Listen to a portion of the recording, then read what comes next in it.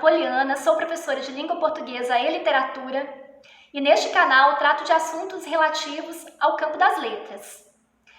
Neste vídeo falaremos um pouco sobre contos maravilhosos e contos de fadas, tentando caracterizar cada um dos gêneros e discerni-los.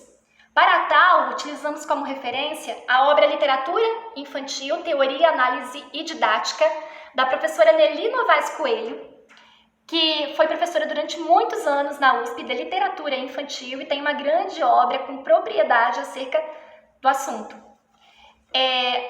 Para iniciar, gostaria de falar acerca dos contos maravilhosos. Os contos maravilhosos são narrativas mágicas e sobrenaturais que são narradas e, ao serem contadas, revelam um universo cheio de encantamento. Elas podem falar de diversos assuntos: o amor, o ódio, o ciúme, a morte, a superação. Geralmente estes são os mais comuns ao longo das histórias maravilhosas. A origem desses contos é oriental. E uma coisa muito marcante é que nunca há presença de fadas neles, mas sim de elementos extraordinários, como a metamorfose de seres, a reversão do tempo, objetos e seres mágicos e também a ocorrência de absurdos, que excedem todo o limite da realidade. Uma busca constante pelas riquezas, pela satisfação do corpo e pela conquista do poder são marcas também dos contos maravilhosos. Nessas histórias, espaço, tempo e personagem não são determinados historicamente. Os exemplos mais conhecidos de contos maravilhosos que temos são O Gato de Botas, João e o Pé de Feijão, e também a história de Aladim e a Lâmpada Maravilhosa, que talvez seja um dos contos que melhor encerra essas características que eu acabei de aqui apresentar. No conto Aladim e a Lâmpada Maravilhosa, que está em uma de suas versões presente no clássico, As Mil e Uma Noites, Aladim é um menino imaturo de 15 anos, que se nega a amadurecer mesmo com a morte do pai. Acaba aceitando o desafio de encontrar uma lâmpada mágica no fundo de uma caverna escura, em troca de dinheiro. E ao encontrá-la, acaba também adentrando esse mundo do irreal, do improvável, porque por meio dessa lâmpada ele tem contato com um gênio que lhe satisfaz todos os anseios. E aí, de simples e inconsequente menino de 15 anos, Aladim ele passa a viver todas as aventuras que deseja, dentre elas se tornando um homem poderoso no seu tempo e casando-se com a filha do sultão. Esses desejos todos que Aladim consegue, conquistar, acabam lhe trazendo também algumas dificuldades e aventuras que ele vai superando quase sempre com a ajuda desse gênio.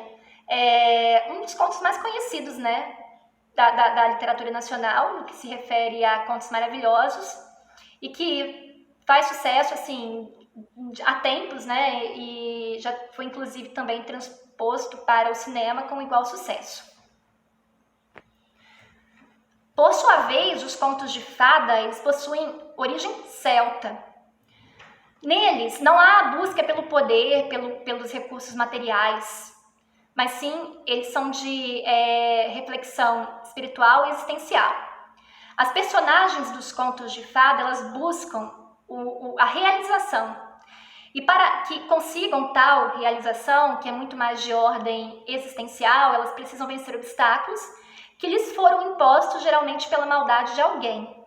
O espaço e o tempo nessas histórias são indefinidos, daí aquela velha fala do era uma vez. Há presença constante de fadas nessas histórias e essas fadas interferem nas vidas das personagens, principalmente ajudando-lhes em situações limite ou às vezes pondo-lhes nessas situações. Alguns contos clássicos de fadas são A Bela Adormecida, nós temos também Rapunzel, nós temos também a Cinderela, que são acho que as histórias mais conhecidas que tratam e que trazem as personagens fadas.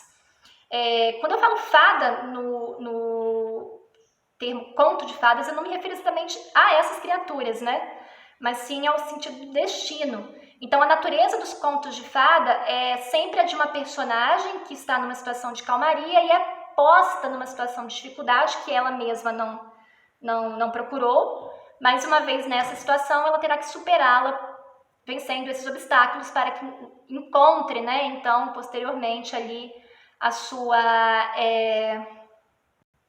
tranquilidade perdida. Nós temos ainda, né, entre contos maravilhosos e contos de fada, os chamados contos de encantamento ou contos exemplares. Esses contos de encantamento, eles misturam as duas problemáticas, a problemática dos contos maravilhosos, que é de ordem social, e a problemática dos contos de fada, que são de ordem existencial. Então, nesses contos não há muitas vezes a presença da fada, mas há sim a presença do obstáculo, e há ali uma junção de fatores, de características das duas histórias, né? Dos dois gêneros, desculpe. Alguns contos clássicos de encantamento são a Chapeuzinho Vermelho, o João e Maria, o Pequeno Polegar. O que é parecido, né? O que praticamente converge em todas essas histórias? A estrutura. Geralmente todas as histórias, sejam elas de fada, de encantamento, elas partem da ideia da situação de crise. Há, posteriormente, o desafio a esse personagem para que ele supere essa crise, que geralmente também é aceita, né? Esse personagem, ele empreende, então, uma viagem à procura de resolver e solucionar esse obstáculo, e geralmente há um mediador, né, que vai ajudá-lo nessa superação. Nos contos maravilhosos, esse mediador pode ser um objeto ou uma figura, enfim, né, diversa da realidade, como, por exemplo, o gênio do Aladim. E nos contos de fada, geralmente, essas figuras podem ser as fadas. Esse mediador, ele vai ajudar a personagem numa situação limite, e ao final da história, né, quase sempre há a solução do problema e o desfecho em um final feliz. Pessoal, eu espero que vocês tenham gostado do vídeo, tenham compreendido. Vocês podem comentar, caso tenham alguma pergunta ou alguma consideração, e também aceito aí, tá? Inscritos e curtidas. Obrigada pela participação. Espero vocês nos novos vídeos.